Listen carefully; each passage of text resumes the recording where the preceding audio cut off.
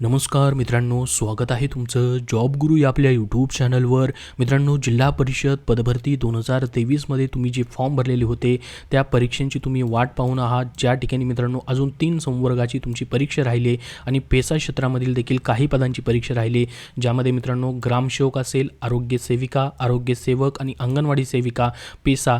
तर मित्रांनो याच्यामधील तुमची जी परीक्षा आहे त्या कधीपर्यंत होतील त्याच्याबद्दल आजच्याच तारखेची न्यूज जी प्रसिद्ध झालेली आहे तीच माहिती आपण पाहणार आहोत. पहा, लोकमतमध्ये मित्रांनो आजच्याच तारखेची ही न्यूज प्रसिद्ध झालेली आहे छत्रपती संभाजीनगर जिल्हा परिषदची. तर याच्यामध्ये काय म्हटलं आहे आपण पाहूयात मित्रांनो. ही जी भरती रखडलेली आहे याच्यामध्ये मित्रांनो देखील जे CEO आहेत म्हणजेच प्रमुख जे कार्यकारी अधिकारी आहेत त्यांनी मित्रांनो पत्र देखील ग्रामविकास विभागाला पाठवलं होतं. त्याबद्दल ही माहिती आपण पाहूयात. तर बघा, सर्वात अगोदर महत्त्वाची माहिती आपण बघूयात. आचारसंहिता संपल्यानंतर नियुक्ती आदेश, ज्यांचे या ठिकाणी नियुक्ती आदेश राहिलेले झेडपीचे ते आचारसंहिता संपल्यानंतर मित्रांनो या ठिकाणी भेटणार आहेत. आणि मित्रांनो आचारसंहितेमुळे आता भरतीची प्रक्रिया राबविता येणार नाही असे बोलले जाते.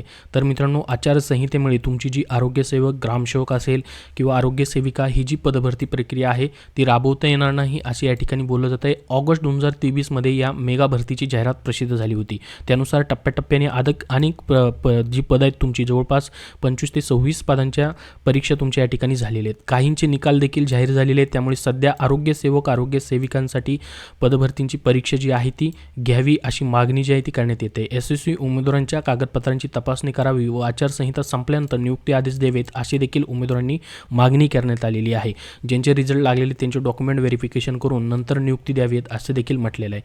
तर बघा मित्रांनो काय म्हटलंय, सर्व माहिती आपण पाहूयात. राज्यातील सर्व जिल्हा परिषदांच्या आरोग्य सेवक आणि आरोग्य सेविकांच्या त्याचबरोबर मित्रांनो ग्रामसेवक पदांच्या मेगा भरतीच्या पेसा कायद्यामुळे खीळ बसली आहे. दरम्यान मोठ्या संख्येने ही पदं रिक्त असल्यामुळे प्राथमिक आरोग्य केंद्र व उपकेंद्रांमध्ये ग्रामीण आरोग्य सेवा बाधित झाली आहे. यावर पर्याय म्हणून रोजंदारीवर परिचारिका नियुक्त करण्याच्या सूचना शासनाने दिल्या आहेत. परंतु महिन्यातील केवळ 4च लसीकरण सत्रांचे वेतन अदा करण्याच्या सूचना असल्यामुळे आरोग्य केंद्राकडे कोणी फिरकाण्याचे झाले. तर छत्रपती संभाजीनगर जिल्ह्यासाठी आरोग्य सेविकांची मित्रांनो या ठिकाणी 244 तर आरोग्य सेवकांच्या 57 पदांसाठी ऑगस्टमध्ये जाहिरात निघाली होती. तर हे छत्रपती संभाजीनगर झेडपीबद्दलच्या रिक्त जागांचं सांगितलेले. अशी प्रत्येक जिल्हा परिषदमध्ये वेगवेगळ्या जागा होत्या मित्रांनो.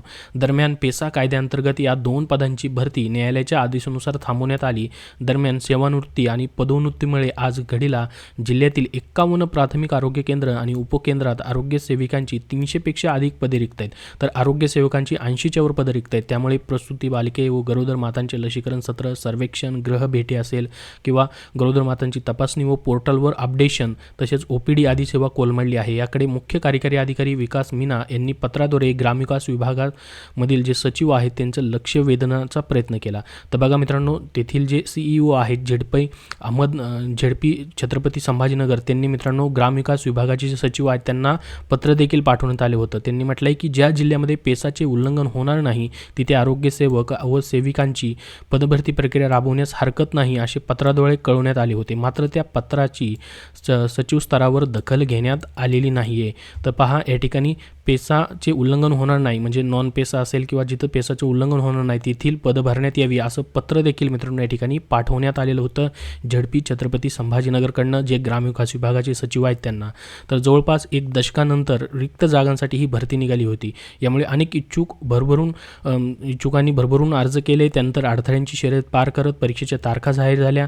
मात्र आरोग्य सेवक, सेविकांची भरती जी आहे रखडली असून ती कधीपर्यंत होईल हेही कोणी सांगू शकत नाही. यातील अनेक उमेदवारांची वयांची मर्यादा देखील ओलांडत असल्यामुळे अस्वस्थता आहे.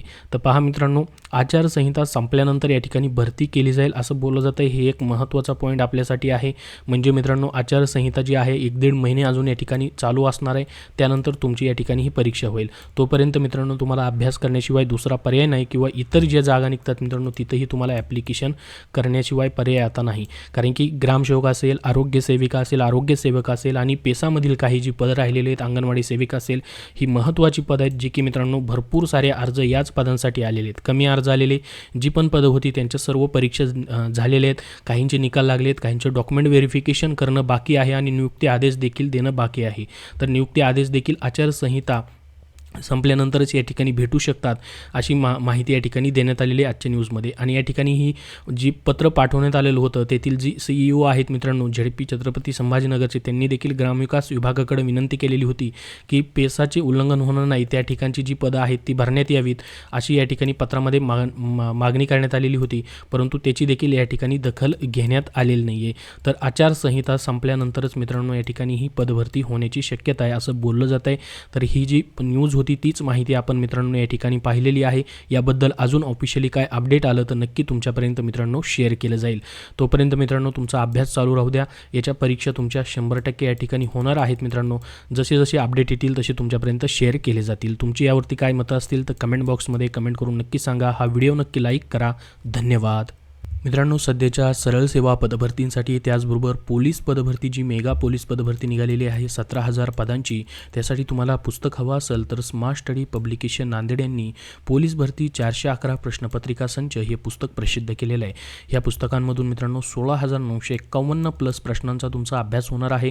2024ची सुधारित 5वी आवृत्ती आहे मित्रांनो. स्टेट बोर्डवरती आधारित इयत्ता 5वी ते 12वीपर्यंतच्या संभाव्य प्रश्नांचा समावेश देखील तुम्हाला या पुस्तकामध्ये पाहायला भेटेल. मग तुम्ही मित्रांनो शिपाई असेल, राज्य राखीव पोलीस असेल किंवा ड्रायव्हर पोलीस असेल, लोहमार्ग पोलीस असेल, कारागृह पोलीस असेल, बँड्समन पोलीस असेल, या कुठल्याही घटकांसाठी अप्लाय केलेला असेल तर तुमचा यामधून अभ्यास होणार आहे. यामध्ये मित्रांनो अंकगणित आणि बुद्धिमत्ता चाचणीच्या प्रत्येक हस्तलिखित अचूक स्पष्टीकरणासहित प्रश्नांची उत्तरं तुम्हाला पाहायला भेटतील. तर हे स्मार्ट स्टडी पब्लिकेशन नांदेड यांचं पुस्तक मित्रांनो तुम्ही कुठल्याही बुकस्टोअरमधून खरेदी करू शकतात. पोलीस भरती 411 प्रश्नपत्रिका संच किंवा ऑनलाईन देखील Amazon फ्लिपकार्टवरती तुम्हाला उपलब्ध आहे. त्याचबरोबर त्यांची इतरही पुस्तकं आहेत जसे की पोलीस भरती 95 प्रश्नपत्रिका संच, ज्यामध्ये मित्रांनो 2023मधील झालेल्या सर्व प्रश्नपत्रिकांचा त्यामध्ये त्यांनी समावेश केलेला आहे. यामध्ये 8,375 प्लस प्रश्न तुम्हाला या ठिकाणी पाहायला भेटतील. आणि मित्रांनो सरळ सेवेच्या कुठल्याही भरतीसाठी किंवा पोलीस भरतीसाठी तुम्हाला बुद्धिमत्ता चाचणीचा फास्ट रिव्हिजन सहित अभ्यास करायचा आहे TCS IBPS पॅटर्ननुसार, तर त्यांचं बुद्धिमत्ता चाचणी 3,000 प्लस सोडवलेले आणि सरावासाठी प्रश्न असलेलं पुस्तक देखील प्रसिद्ध आहे. तर ही सर्व पुस्तकं स्मार्ट स्टडी पब्लिकेशन नांदेडची तुम्ही कुठल्याही बुकस्टोअरमध्ये पाहू शकतात आणि तेथून खरेदी करू शकतात.